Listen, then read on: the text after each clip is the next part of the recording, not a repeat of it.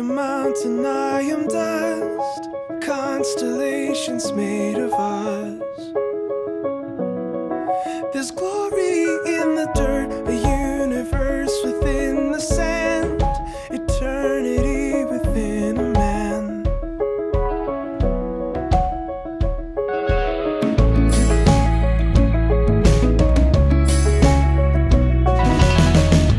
We are ocean, we are mist, brilliant fools who wound and kiss. There's beauty in the dirt, wandering in skin and soul, searching, longing for a home. As the light, the skies, we will fight for our lives, for our lives.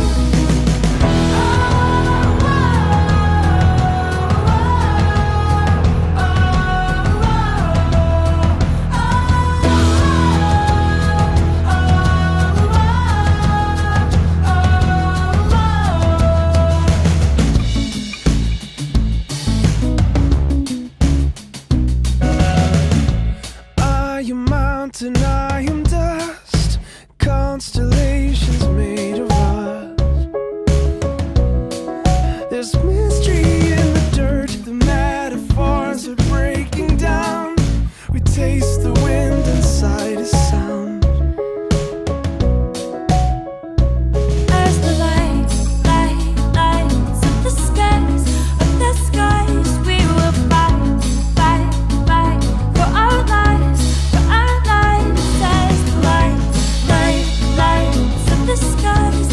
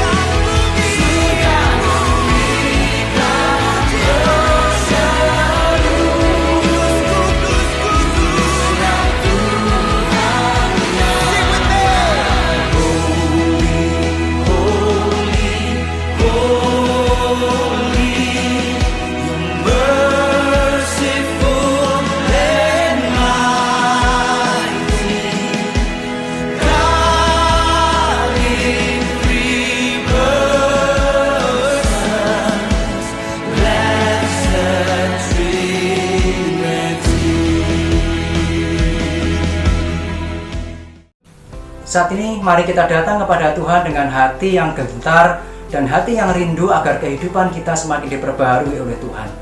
Mari kita datang kepada Tuhan dengan satu keinginan bahwa kehidupan kita dipulihkan, kehidupan kita didewasakan agar kita menjadi semakin kudus dan semakin tidak bercacat di hadapan Tuhan. Ibadah kita pada pagi hari ini diawali dengan satu pengakuan bahwa pertolongan kita adalah di dalam nama Tuhan yang menciptakan langit dan bumi dan yang memelihara ciptaannya sampai selama-lamanya. Turunlah atas kita sekalian anugerah dan damai sejahtera dari Allah Bapa kita dan Tuhan kita Yesus Kristus serta dalam persekutuan Roh Kudus. Amin.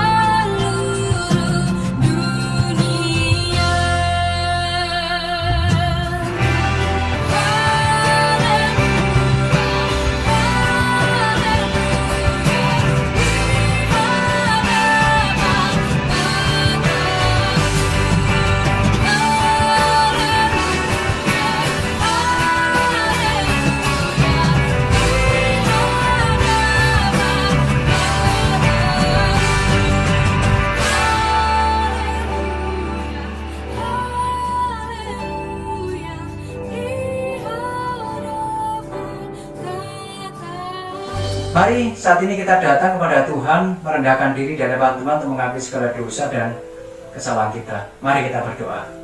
Bapa keras surga yang mulia, terima kasih atas anugerah Tuhan kami boleh berada di tempat ini, meskipun di rumah tetapi kami boleh merasakan cinta kasih Tuhan yang memanggil kami untuk beribadah. Sekali lagi ajar kami datang kepada Tuhan dengan satu keseriusan dan satu kerendahan hati kami, karena kami melihat betapa kotornya, cemarnya kehidupan kami. Kiranya Tuhan menyertai kami, mengampuni kami atas segala dosa dan kesalahan kami, dan Tuhan boleh menyucikan kami dari segala dosa dan kesalahan, dan ajar kami Tuhan untuk mengejar pertumbuhan rohani di hadapan Tuhan. Terima kasih Bapa, kami serahkan seluruh hidup kami untuk diperbaharui dan disucikan oleh Tuhan. Dalam nama Tuhan Yesus Kristus kami berdoa dan mengucap syukur. Amin. Berita anugerah pada pagi hari ini diambil dari Efesus 4 ayat 11 sampai yang ke-12. Dan ialah yang memberikan baik rasul-rasul maupun nabi-nabi, baik pemberita-pemberita Injil maupun gembala-gembala dan pengajar-pengajar, untuk memperlengkapi orang-orang kudus bagi pekerjaan pelayanannya, bagi pembangunan tubuh Kristus.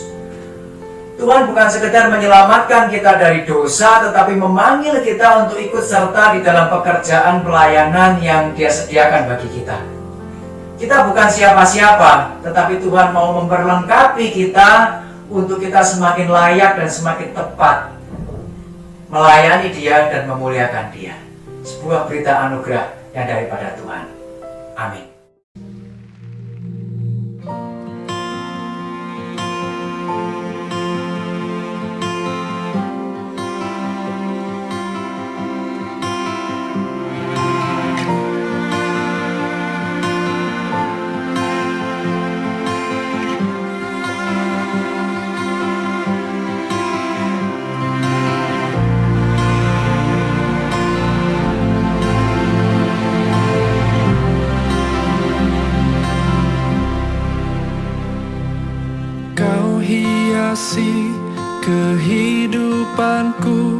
dengan kemurahan-Mu.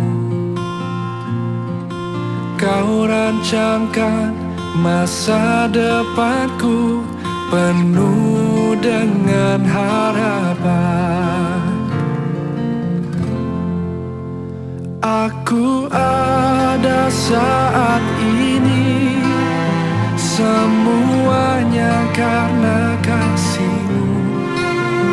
Aku hidup hari ini, semua berkat kemurahan-Mu.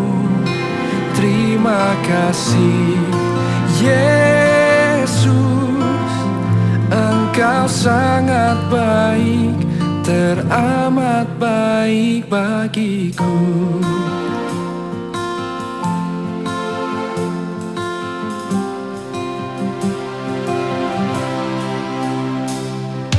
Kau hiasi kehidupanku dengan kemurahan-Mu. Kau rancangkan masa depanku penuh dengan harapan. Aku ada saat ini, semuanya karena kasih-Mu. Aku hidup hari ini, semua berkat kemurahan-Mu. Terima kasih Yesus, Engkau sangat baik, teramat baik. Aku ada saat ini, aku ada, semuanya karena kasih, semua karena kasih. Aku hidup hari ini, semua berkat kemurahan-Mu.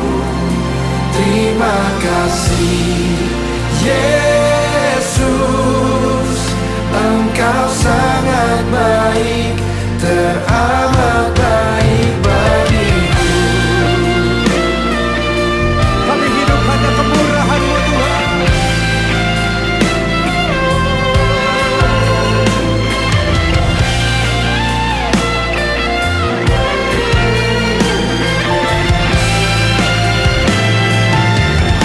Mari angkat kedua tangan-Mu, sama-sama katakan. Aku ada saat ini, semuanya karena kasih-Mu. Aku hidup hari ini, semua berkat kemurahan-Mu. Terima kasih Yesus, Engkau sangat baik, teramat baik bagiku. Aku ada saat ini, semuanya karena kasih-Mu. Aku hidup hari ini, semua berkat kemurahan-Mu. Terima kasih Yesus. Terima kasih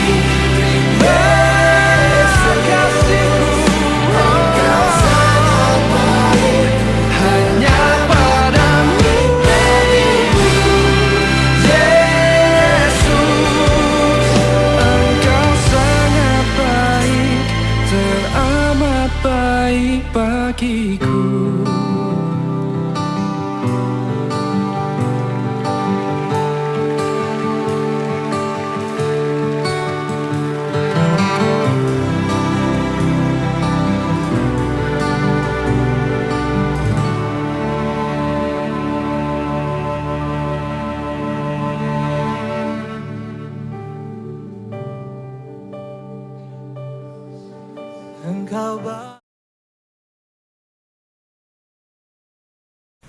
Selamat pagi, Shalom Bapak Ibu yang dikasihi Tuhan Yesus Kristus. Kita kembali beribadah secara online. Kita akan merenungkan bagian firman Tuhan bagaimana kita diperlengkapi sebagai pelayan-pelayan Tuhan yang penuh arti. Mari kita berdoa memohon pimpinan Tuhan. Bapa di surga yang mulia, terima kasih Tuhan, kami sampai ke perenungan akan firman Tuhan. Kiranya Tuhan membuka hati dan pikiran kami, sehingga kami menjadi anak-anak Tuhan yang mau mengerti firman Tuhan, mau mendalaminya, merenungkannya, dan terlebih lagi melakukannya di dalam kehidupan kami, di dalam setiap pelayanan kami, sehingga pelayanan kami menjadi pelayanan penuh arti bagi Tuhan dan pelayanan penuh arti bagi sesama kami. Terima kasih Bapa, kami serahkan perenungan kami ke dalam tangan Tuhan. Dalam nama Tuhan kami Yesus Kristus, kami berdoa, kami mengucap syukur. Amin. Hari ini kita akan melanjutkan dari pembahasan surat Efesus. Kita sampai ke Efesus pasal yang keempat, ayat 7 sampai yang ke-16.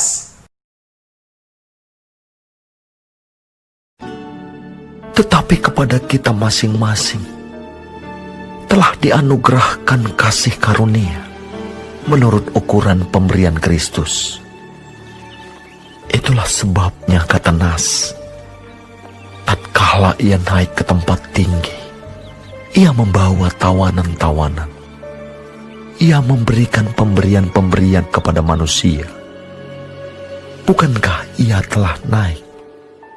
Berarti bahwa ia juga telah turun ke bagian bumi yang paling bawah. Ia yang telah turun, ia juga yang telah naik jauh lebih tinggi daripada semua langit, untuk memenuhkan segala sesuatu.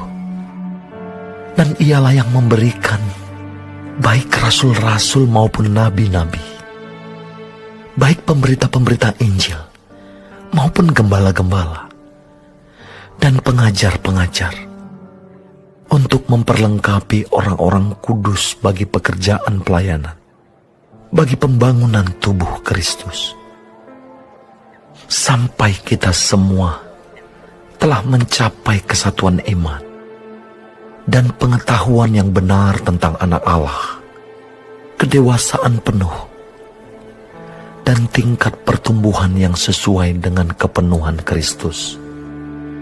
Sehingga kita bukan lagi anak-anak yang diombang-ambingkan oleh rupa-rupa angin pengajaran, oleh permainan palsu manusia dalam kelicikan mereka yang menyesatkan.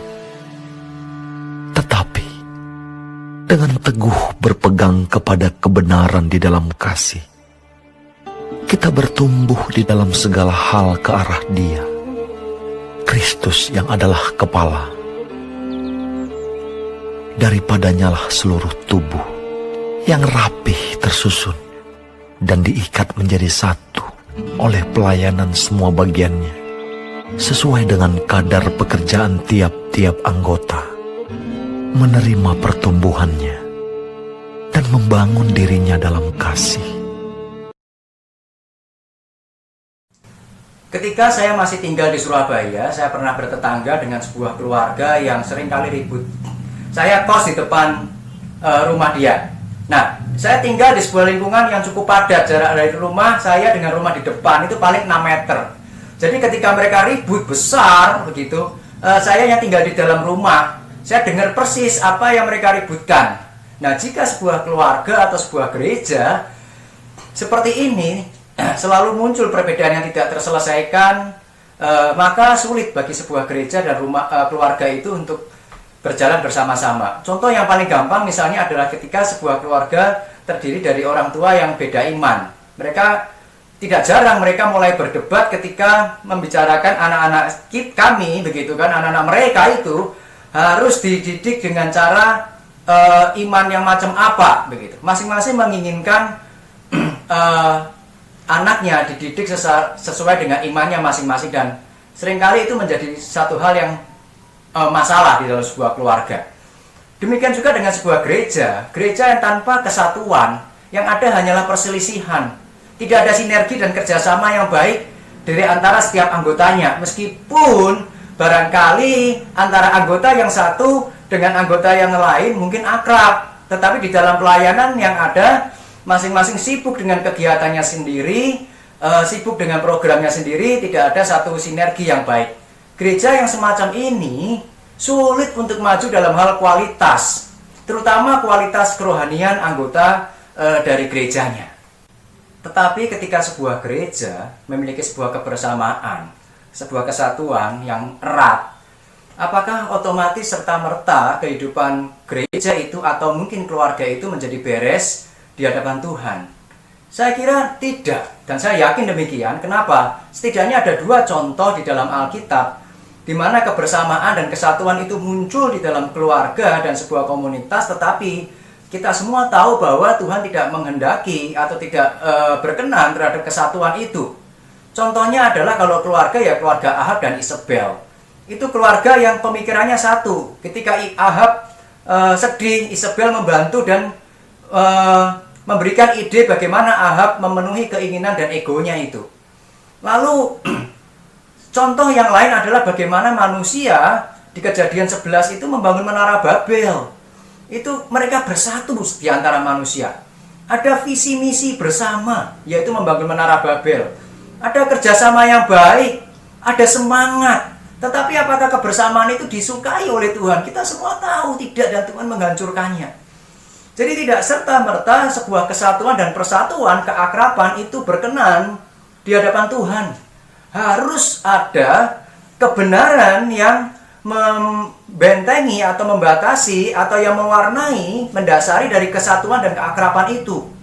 Dan di antara kesatuan itu harus ada kedewasaan rohani untuk mengerti kehendak Tuhan tentang persatuan dan tentang pelayanan dan tentang kehidupan yang harmonis baik di dalam keluarga maupun gereja. Dan hari ini kita akan merenungkan bagaimana kita dapat memiliki kebersamaan dan persatuan yang dilandasi dengan kedewasaan yang benar di hadapan Tuhan itu. Bagaimana kita memahami dan bagaimana proses kita untuk kemudian bertumbuh dengan benar di hadapan Tuhan. Dengan demikian, kita memiliki hidup yang berkenan di hadapan Allah yang dapat mengasihi dan melayani Dia dengan penuh keindahan dan sukacita. Sekali lagi,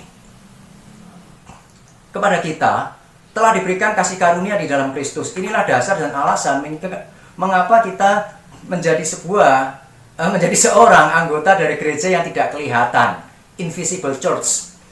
Inilah dasar kita menjadi orang percaya dan menjadi bagian dari sebuah komunitas yang besar yang kita sebut itu sebagai gereja Tuhan. Keanggotaan di dalam gereja bukanlah hal yang main-main, ingat, melainkan oleh karena Allah sendiri yang mengerjakannya di dalam sejarah kehidupan kita sebagai orang percaya. Dan bukan sekedar kita, tetapi seluruh sejarah kehidupan orang percaya. Keanggotaan di sini bukan sekedar keanggotaan secara rohani saja, tetapi juga ketika kita bergabung di dalam sebuah gereja yang kelihatan atau visible church.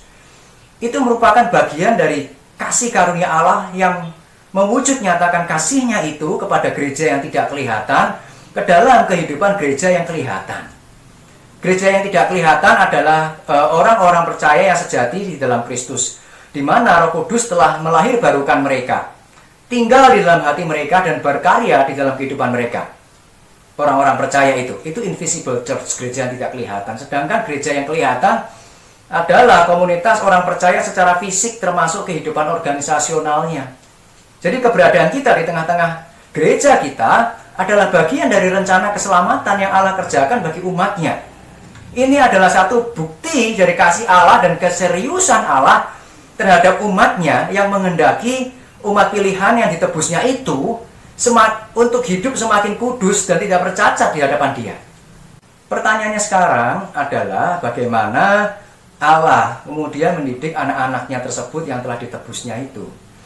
Tentu kita semua akan menyadari kesenjangan antara kondisi kita ketika lahir baru dengan kondisi kita yang seharusnya kita penuhi sebagaimana yang Allah kehendaki bagi kita. Melalui karya kelahiran baru yang dikerjakan oleh Roh Kudus, status kita memang sudah berubah secara otomatis. Status dari orang berdosa yang binasa menjadi status orang yang dibenarkan melalui iman di dalam Kristus. Tetapi status kita ketika itu berubah di hadapan Allah bukan berarti secara otomatis kualitas internal kita, kerohanian kita, pribadi kita, karakter kita juga otomatis langsung berubah secara instan. Enggak, begitu. Kekudusan secara kualitas pribadi bukanlah hal yang otomatis secara instan muncul, melainkan satu hal yang harus dikerjakan secara terus-menerus di dalam kehidupan kita. Inilah yang kemudian disebut dengan istilah pengudusan yang bersifat progresif. Allah menetapkan kita untuk berproses di dalam kekudusan dan dipanggil untuk ikut serta mengerjakannya di dalam kehidupan kita melalui proses ketaatan. Dan kita diikut ambil bagian di dalamnya melalui ketaatan kita itu. Di sini Allah menyediakan sebuah fasilitas rohani bagi orang-orang yang dipanggilnya untuk bertumbuh. Selain gereja secara organisasional begitu. Nah, Allah memberikan kepada kita bukan sekedar apa, yaitu gereja secara organisasi yang kelihatan itu programnya, tetapi juga memfasilitasi setiap orang percaya dengan siapa, begitu. Jadi di satu sisi Allah menyediakan gereja secara organisasi, program, tempat dan sebagainya. Di satu sisi Allah juga menyediakan perlengkapan yang lain untuk kita semua bertumbuh, begitu. Yaitu siapa? Efesus 4 ayat 11 mengatakan baik rasul-rasul, nabi-nabi, pemberita-pemberita Injil, gembala-gembala dan pengajar-pengajar. Hari ini tidak ada lagi jabatan rasul dan tidak ada lagi jabatan nabi di dalam gereja dan di dalam kekristenan. Kedua jabatan ini berakhir seiring dengan berakhirnya penulisan kitab suci. Yang ada hari ini hanyalah peran dan fungsi kerasulan dan kenabian. Peran di mana seseorang memberitakan Injil dan menyuarakan kebenaran Allah kepada umat Allah. Nah, sedangkan memberita Injil, gembala dan pengajar adalah peran-peran sentral di dalam gereja hari ini. Di dalam kehidupan orang percaya agar kita semua bertumbuh sesuai dengan apa yang Tuhan kehendaki. Sederhananya pemberita Injil dipahami sebagai orang-orang yang mungkin memberitakan Injil, memberitakan kabar baik dan mengundang para pendengarnya untuk bertobat dari dosa-dosa mereka serta menerima Kristus sebagai Tuhan dan Juru Selamat. Atau orang-orang yang mengingatkan orang-orang percaya kepada Injil yang sudah mengubahkan kehidupan mereka.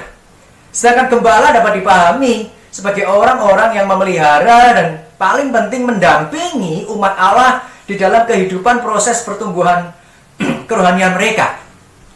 Ketika mereka mengalami pencobaan, pergumulan, para gembala mengingatkan kepada mereka bagaimana seharusnya mereka menjalani pergumulan itu bersama dengan Tuhan. Lalu pengajar secara sederhana dapat dipahami sebagai orang-orang yang menjalankan fungsi pengajaran tentang kebenaran iman-iman Kristen di tengah-tengah jemaat. Ketiga peran ini adalah peran yang sangat sentral bagi kehidupan orang percaya. Nah, seorang yang dapat dan memiliki gairah untuk mengejar kekudusan dan keserupaan dengan Kristus adalah orang-orang yang dilahirbarukan, orang-orang yang menerima Injil Kristus yang sejati. Pertumbuhan kerohanian, orang percaya tidak dapat dilepaskan dari pengajaran-pengajaran yang benar dan sehat sesuai dengan firman Tuhan. Tidak heran, kemudian para penulis Alkitab selalu menekankan akan ajaran sehat dan ajaran yang benar terhadap kehidupan jemaat mereka. Misalnya seperti 1 Timotius 1 ayat 10, 4 ayat 6, atau 2 Timotius 1 ayat 13, Titus 1 ayat 9 misalnya. Dan bagaimana kemudian agar ajaran sehat itu bukan sekedar dipahami secara kognitif sebagai sebuah informasi saja, tetapi juga bagaimana ajaran-ajaran itu diaplikasikan di dalam kehidupan orang yang percaya, yang tentu akan mengalami berbagai macam pencobaan dan hambatan. Nah, di sini seperti tadi yang saya katakan, peran gembala untuk mendampingi mereka di dalam kehidupan umat Allah dan mengaplikasikan ajaran yang sudah diajarkan ajarannya sehat itu ke dalam kehidupan nyata. Jadi fungsi gembala mengingatkan kembali, mendampingi agar jangan sampai seseorang yang mengalami pergumulan itu kemudian berjalan di luar ajaran yang sehat yang sudah diajarkan, dan kemudian boleh memiliki sebuah kehidupan yang berkemenangan melawan dosa dan pencobaan. Ketika Allah memberikan satu fasilitas rohani bagi kita semua orang-orang percaya, baik melalui apa dan melalui siapa itu kan, tujuannya apa? Mau dibawa kemana? Dikatakan di dalam Efesus 4 ayat 12, untuk memperlengkapi orang-orang kudus bagi pekerjaan pelayanan, bagi pembangunan tubuh Kristus. Kata memperlengkapi itu dapat diartikan untuk dengan kata, kalau bahasa Inggris ya, kira-kira complete, furnishing, equipping. Ketiganya memang diterjemahkan dengan kata memperlengkapi, tapi maknanya kita tahu sedikit berbeda-beda. Sedangkan kata dasar dari kata memperlengkapi itu memiliki kata untuk menyesuaikan, to fit, gitu kan, to complete, begitu. Jadi kata memperlengkapi di dalam Efesus 4 ayat 12 itu yang dipakai itu mengindikasikan ada sesuatu yang kurang dari diri orang-orang kudus untuk melayani Allah. Maka perlu dikompletkan, maka perlu diperlengkapi, maka perlu dipaskan. Supaya apa? Supaya mereka dapat melayani Allah dengan baik. Maka para pemberita Injil, para gembala, pengajar dipanggil untuk mengisi kelemahan, mengisi kekurangan dan ketidakmampuan serta ketidaktepatan umat Allah itu untuk melayani Allah. Itu fungsi mereka yang terbesar. Jadi pemberita Injil, gembala dan pengajar pertama-tama tidak dipanggil sekedar untuk melayani orang percaya, tetapi di dalam pelayanan mereka terhadap orang percaya yang mereka kerjakan adalah dengan melatih, memperlengkapi, menguatkan orang percaya, para jemaat gereja itu untuk apa? Untuk melayani Tuhan. Jadi siapa yang harus melayani Tuhan? Semua jemaat. Lah bagaimana bisa melayani Tuhan? Apakah pelayanan itu seperti yang minggu kemarin, yang penting kan saya suka dan saya rela, jadi tidak perlu lagi, sudah untung saya mau melayani? Tidak. Tuhan menginginkan sebuah pelayanan itu dalam bentuk pemahaman ketaatan. Jadi jangan sampai pelayanan itu sesuai dengan maunya kita, tetapi Tuhan menginginkan pelayanan itu sesuai dengan maunya Tuhan. Maka untuk kita semua bisa berjalan melayani sesuai dengan keinginan Tuhan, Allah mengirimkan mereka semua, para hamba Tuhan itu, rasul, nabi yang jabatannya sudah tidak ada lagi, tetapi perannya masih ada, dan juga gembala, pengajar, dan pemberita Injil itu untuk apa? Memperlengkapi kita dan melatih kita untuk kita melayani. Misalnya salah satu contoh ya, dalam pelayanan pembesukan misalnya. Saya banyak pakai contoh ini. Tugas hamba Tuhan itu bukan sekedar membesuk jemaat, tetapi mendidik jemaatnya, mendorong jemaatnya, melatih jemaatnya untuk membesuk jemaat yang lain. Tugas hamba Tuhan itu bukan mengajak jemaat, bukan sekedar mengajak jemaat untuk ayo ikut terlibat melayani. Tidak. Tetapi mendidik jemaat, melatih jemaat, mendorong jemaat untuk apa? Untuk para jemaat itu kemudian mengajak sesamanya untuk melayani. Gitu. Bukan lalu untuk dalam hal memberitakan Injil. Tugas hamba Tuhan bukan sekedar memberitakan Injil, tetapi sekali lagi mendorong dan melatih, mengajak jemaatnya untuk bisa memiliki gaya hidup yang memberitakan Injil dalam kehidupan mereka dengan baik dan benar tentunya, begitu. Gereja itu tidak didesain untuk dikerjakan oleh segelintir orang atau sebagian kecil orang, baik misalnya dikerjakan oleh hamba Tuhan saja atau kalian rohaniwan di gereja. Jika demikian, maka dipastikan gereja itu tidak bisa berkembang dan tidak bisa maju dengan baik.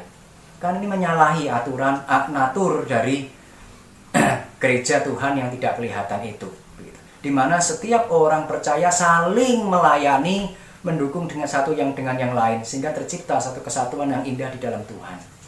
Pelayanan itu panggilan seluruh orang percaya. Ketika seluruh orang percaya melayani, baru dikatakan ada itu yang namanya saling melayani. Kenali dan pahami peran kaum rohaniwan di gereja kita itu, dan gereja kita secara utuh sebagai motor penggerak, sebagai pelatih, sebagai mentor, sebagai pendidik bagi kita agar kita semakin tepat dan semakin layak melayani Tuhan dengan baik dan benar. Jadi saya pikir kalimat yang tepat bukan lagi kata yang Pak layani kami, tetapi mari kita berpikir, Pak latihlah kami untuk kami melayani dengan lebih baik lagi. Dan orang-orang yang dikirim oleh Tuhan untuk memperlengkapi dan orang-orang kudus itu bagi pelayanan dan pembangunan tubuh Kristus, mereka melayani dengan satu tujuan. Tujuan mereka adalah bahwa pelayanan itu menjadi berdampak dan dibawa kepada sebuah pertumbuhan kerohanian yang baik. Jadi pelayanan di dalam kehidupan gereja bukan sekedar sebuah persetujuan dan konsensus di antara para anggotanya, enggak. Pelayanan itu adalah bagaimana setiap kita menjalankan rencana Tuhan di dalam kehidupan kita dan sesama orang percaya. Setiap orang percaya bukan sekedar dilayani oleh gereja, tetapi dibekali agar kita semua semakin tepat memenuhi panggilan pelayanan kita. Kita dibangun untuk menjadi semakin serupa dengan Kristus. Ini yang membedakan, salah satu hal yang membedakan antara gereja dengan sekedar klub sosial. Klub sosial itu ada sekedar konsensus, persetujuan kita mau apa, tetapi tidak ada ketaatan, tidak di hadapan Tuhan. Organisasinya dijalankan sesuai dengan apa yang kesepakatan yang mereka, sekedar apa yang mereka mau, tetapi tidak didasari oleh pendalaman firman Tuhan yang sedemikian mendasar dan mendalam. Jadi pembangunan tubuh Kristus itu dilakukan sedemikian rupa sehingga menghasilkan kesatuan iman dan pengetahuan yang benar di hadapan tentang anak Allah. Jadi mengapa jemaat perlu dibekali dan dibina untuk mencapai kesatuan iman dan pengetahuan yang benar? Iman itu memang telah diberikan, tetapi kesatuannya secara total itu masih harus dikerjakan. Contoh yang paling gampang, pengetahuan dan iman dari jemaat yang lahir baru tentu berbeda dengan jemaat yang sudah diperlengkapi dengan baik. Tidak jarang pengetahuan mereka tentang kebenaran itu masih merupakan pengetahuan-pengetahuan atau pemikiran mereka sendiri yang seringkali tercemar oleh filsafat sekuler atau ajaran-ajaran di luar sana yang mungkin tidak sesuai dengan firman Tuhan.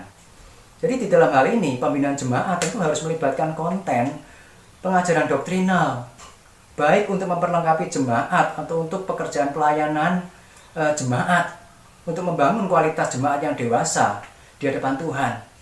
Tentu saja pembinaan pengetahuan itu bukan sekedar memasukkan banyak informasi ke dalam otak kita, pemikiran kita, begitu kan, dijejali dengan berbagai macam doktrin, begitu.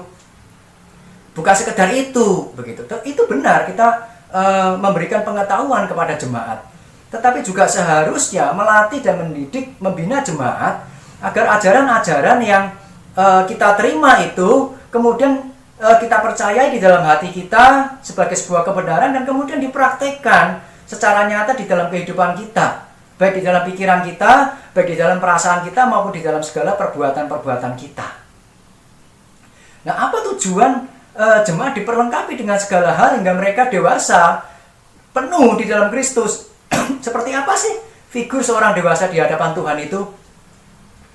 Salah satunya yang dicatat di dalam Efesus 4 ayat 14 adalah seorang yang dewasa secara rohani tidak diombang-ambingkan oleh rupa-rupa angin pengajaran dan oleh permainan palsu dunia yang menyesatkan. Jadi seorang yang dewasa bukan seorang yang polos menerima segala sesuatu tanpa seleksi.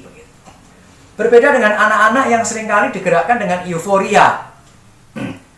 Satu semangat yang muncul seketika kemudian hilang karena apa? Karena ikut-ikutan tren atau karena ikut-ikutan mayoritas. Tanpa satu proses seleksi yang jelas. Biasanya jika kita sudah memandang sesuatu itu baik, menarik, maka kita tidak lagi dapat menemukan sisi negatif dari sesuatu yang sudah kita anggap baik itu. Meskipun barangkali sisi negatifnya jauh lebih banyak, begitu. Orang yang masih seperti anak-anak, begitu, cenderung gegabah di dalam memutuskan, digerakkan oleh sekedar dan selera semangat atau yang sifatnya sesaat. Maka tidak heran apa yang diyakininya itu dan apa yang dikerjakannya itu tidak bertahan lama dan mudah berganti-ganti arah, diombang-ambingkan, begitu kan. Nah, berbeda dengan seorang yang dewasa. Seseorang dewasa dia memiliki kemampuan seleksi yang kuat. Bukan sekedar itu juga, dia mampu menganalisa secara kritis permainan-permainan palsu. Nah, sesuatu yang palsu itu sengaja dibuat, selalu dibuat semirip mungkin dengan aslinya, tetapi tidak akan pernah sama. Jadi standar kualitas barang palsu adalah bagaimana atau seberapa barang palsu itu mirip dengan asli. Semakin mirip, semakin sulit dibedakan, dan untuk membedakan barang palsu yang semakin mirip dengan yang asli itu diperlukan satu keahlian dan kemampuan analisa kritis yang lebih baik lagi di dalam mengenali hal yang palsu itu. Ketika seorang dikatakan sebagai seorang yang dewasa penuh, tidak diombang-ambingkan oleh rupa angin pengajaran dan permainan palsu dunia, artinya apa? Artinya dia memiliki satu kemampuan dan ketajaman untuk menilai mana dan membedakan mana yang asli dari Allah dan mana yang palsu. Meskipun yang asli itu dibalut dengan sesuatu yang kelihatannya baik dan benar sekalipun. Itu ciri orang yang dewasa, memiliki ketajaman di dalam menilai dan melihat. Orang yang dewasa bukan sekedar tidak mudah diombang-ambingkan, tetapi sebaliknya, sisinya yang lain adalah seorang dewasa itu akan berpegang teguh pada kebenaran dan apa? Dan terus bertumbuh ke arah Kristus. Jadi dari sini kita bisa melihat kondisi seseorang yang terombang-ambing oleh angin pengajaran dan permainan palsu. Itu jelas pertumbuhan rohaninya akan terhalangi. Membersihkan kecemaran dari dosa, bukan sekedar membersihkan kecemaran moralitas dan etika kita saja, tetapi juga membersihkan kecemaran di dalam pola pikir dan perasaan kita juga. Pertumbuhan iman itu tidak dicapai dan dijalani dalam satu kondisi yang kondusif dan nyaman. Kita tidak mungkin menghilangkan kesesatan di sekitar kita, di luar sana. Yang paling banter begitu, yang dapat kita lakukan adalah bagaimana agar kesesatan itu di luar sana itu, di dunia, itu tidak masuk ke dalam kehidupan gereja kita dan tidak masuk ke dalam kehidupan keluarga kita dan kepribadian kita. Ada satu perkataan dari seorang jenderal Tiongkok kuno bernama Sun Tzu begitu. Dia mengatakan, kenali diri sendiri dan kenali musuh, maka 100 kali berperang, 100 kali menang. Saya pikir kebijakan kuno ini agaknya menolong kita untuk memahami bagaimana kita harus bertumbuh ke arah yang benar. Kita harus mengenali kesesatan-kesesatan itu. Kita harus mengenali kepalsuan-kepalsuan yang menggerus dan menyelewengkan pertumbuhan iman kita. Kalau kita kenali mereka, kesesatan itu kita bisa waspada dan kita bisa menghilangkan dan mengurangi kesesatan itu, kecemaran itu di dalam kehidupan kerohanian kita dan gereja kita. Pertumbuhan ke arah kedewasaan iman itu memerlukan kemurnian iman. Kita tidak dapat bertumbuh ke arah Kristus dan semakin serupa dengan Kristus jika apa? Jika kita terdapat kecemaran di dalam diri kita, di dalam pikiran kita, di dalam perasaan kita dan perbuatan kita. Kemurnian itu di dalam segala hal kehidupan kita. Pertumbuhan ke arah kedewasaan iman itu memerlukan kemurnian iman. Kita tidak dapat bertumbuh ke arah Kristus dan semakin serupa dengan Kristus jika terdapat kecemaran di dalam kehidupan kita, di dalam segala hal kehidupan kita, baik itu pikiran kita, baik itu perasaan kita maupun perbuatan kita.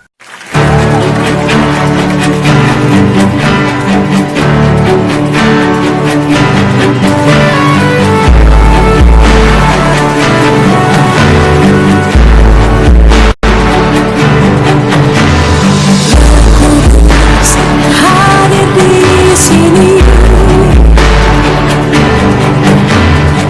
dari daun-daun suci.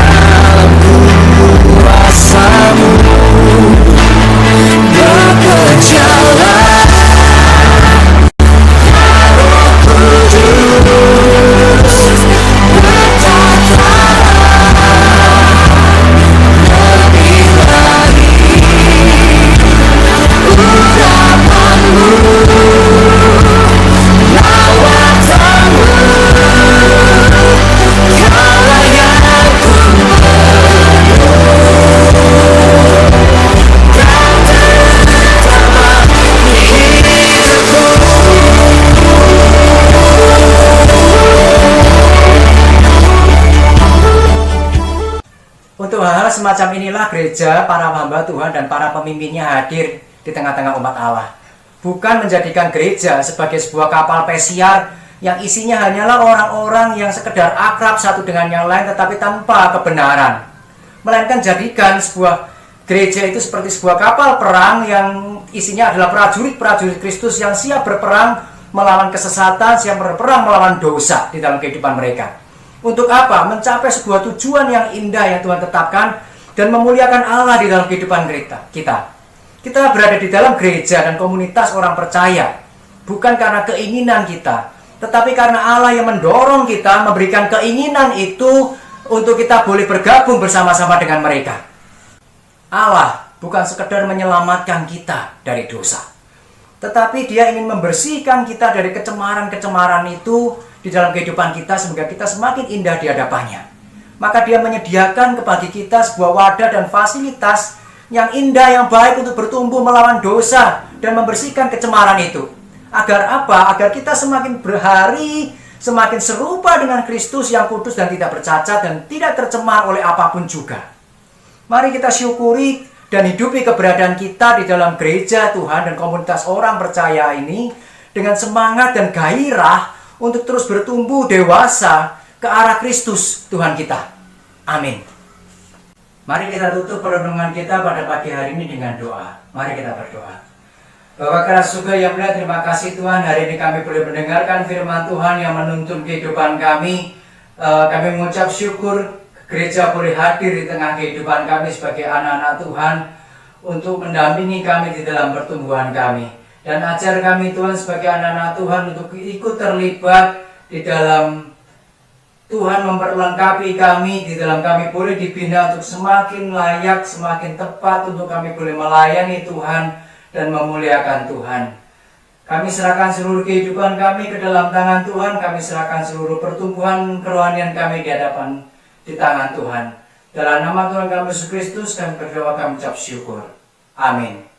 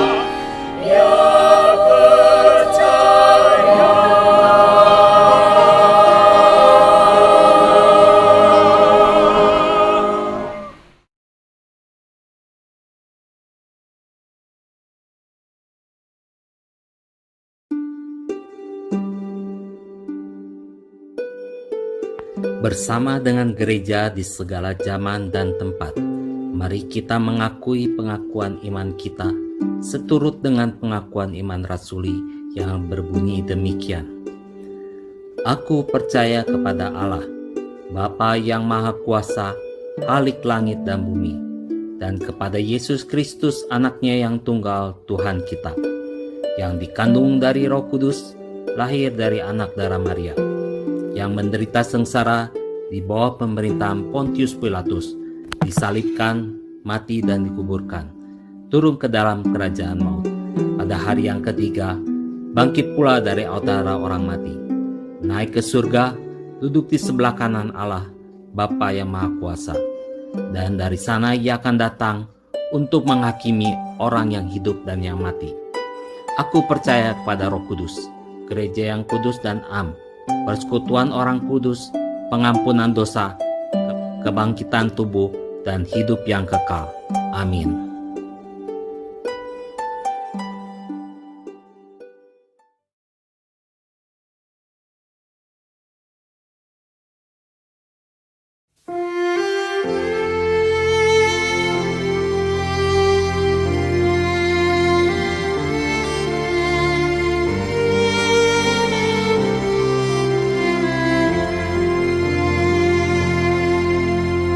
Tuhan, ku mau menyenangkan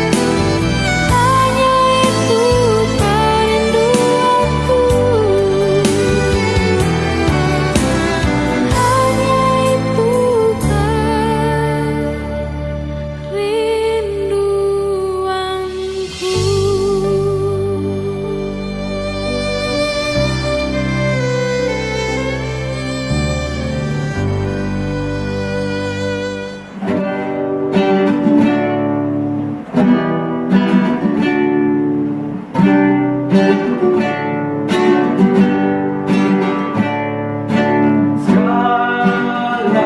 puji, hormat, syukur, ku naikkan kepadamu, Allah Bapa, Allah Anak, Allah Roh Kudus.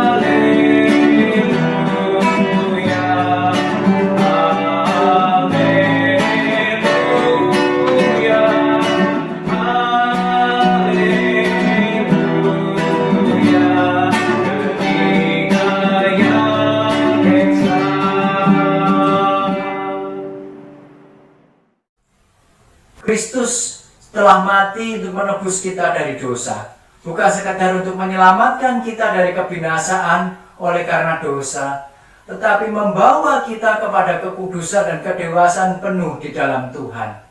Mari kita pulang dengan satu tekad dan satu semangat untuk mengejar kekudusan itu dan mengejar kedewasaan penuh di dalam Kristus. Mari kita pulang dengan membawa berkat yang daripada Tuhan. Tuhan memberkati kita dan melindungi kita. Tuhan menyinari kita dengan wajah-Nya dan memberikan kita kasih karunia.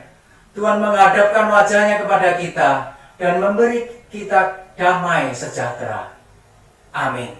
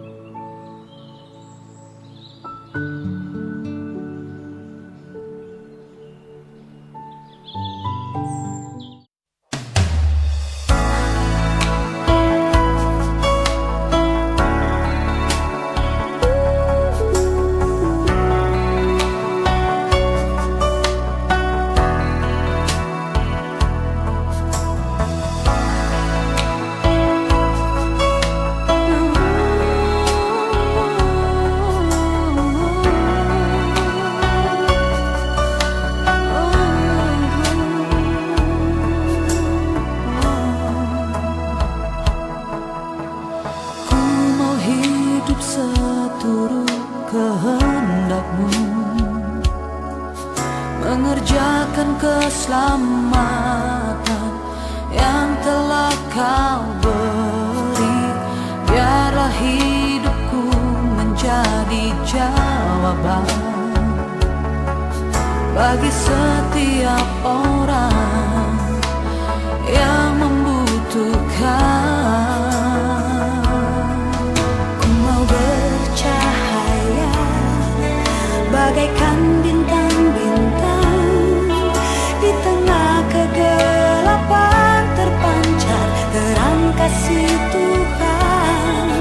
Ku mau bercahaya, bermegah dalam Dia, menyaksikan kemurahan Tuhan,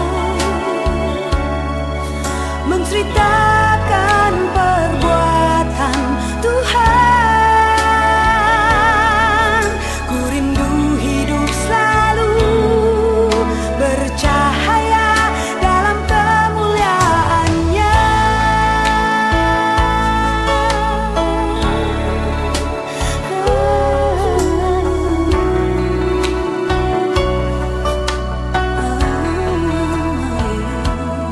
Oh, setiap harga yang harus ku bayar telah menjadikan aku dewasa dalam-Mu. Berikanlah hati-Mu di dalamku, agar hidupku hanya untuk memuliakan-Mu. Ku mau bercahaya bagaikan bintang-bintang, di tengah kegelapan terpancar terang kasih Tuhan. Ku mau bercahaya, bermegah dalam Dia, menyaksikan kemuliaan